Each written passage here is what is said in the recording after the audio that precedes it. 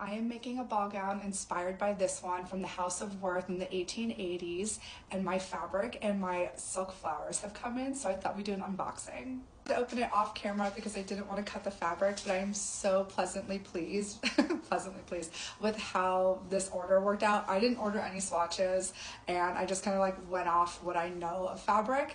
So let me show you what I got. Okay, so I ordered 15 yards of crepe back satin in the color sand because I'm not like I'm a warm tone girly, so champagne and like those colors look better on my skin tone, so I just figured I'd lean into like what I want to wear. And then I also got poly china silk lining for the petticoat. I wanted to do something pretty, and I also wanted it to have like, are the shapes historically accurate? Yes. Could I argue that there are silk petticoats at this time? Of course. But my main reasoning was also, I just wanted the two fabrics to talk to each other well while I'm walking. So if you're using like a cotton lining on something that is like a crepe back satin, it's going to like have a lot of friction. So I wanted it to have smooth rustling sounds when I walked. So I'm very particular about my linings. I just can't stand polyacetate, that like crunchy plastic sound. It just creates so much static and so much friction. It's just plastic. So this is also plastic, it's poly china silk, but the hand feel to this is really nice. It has a really beautiful weight to it. And you can tell that this is a heavier weight because it's not as see-through. This is a very light color. It's not as see-through on the body. So I actually really like this, and I'm excited to sew this fabric up. Plus that color is so pretty. Like, think of this as a petticoat. It's gonna be so beautiful. 7 yards of this for the petticoat, so if I have anything left over, I'm definitely gonna try and make some like cute 1940s or maybe 1980s like lingerie out of it. We'll try it out, why not? It might just be the color and the hand feel. I don't know, I'm super excited about this. Lining fabric is either like hit or miss, and I did not order any swatches. So Fabric Wholesale Direct, this is nice. All right.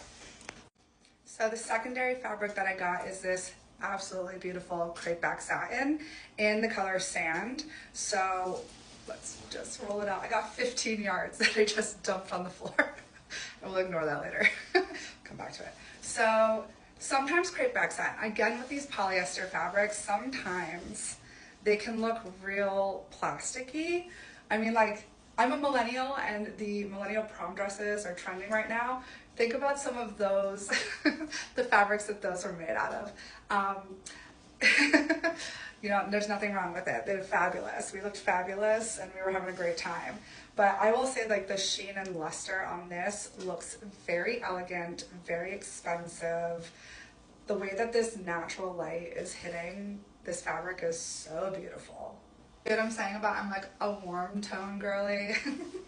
I just think this is so beautiful.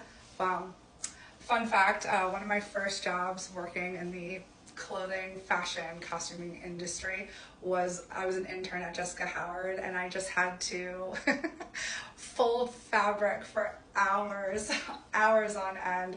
The designer used to come around and like grab fabric and just like throw it on the floor. It was like my job to maintain the fabric wall. So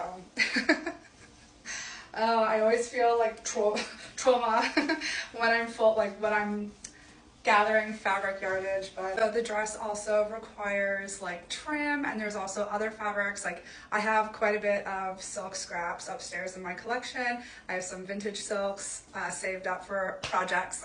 So I have things that I could add to give the decoration, and these are my two main fabrics. I'm very excited about it, but the proof is in the pudding, so we'll see how it all sews up. So I'm gonna open the silk flowers in another video, so go watch that. Yeah, but this is the fabric. I'm excited. Are you guys excited?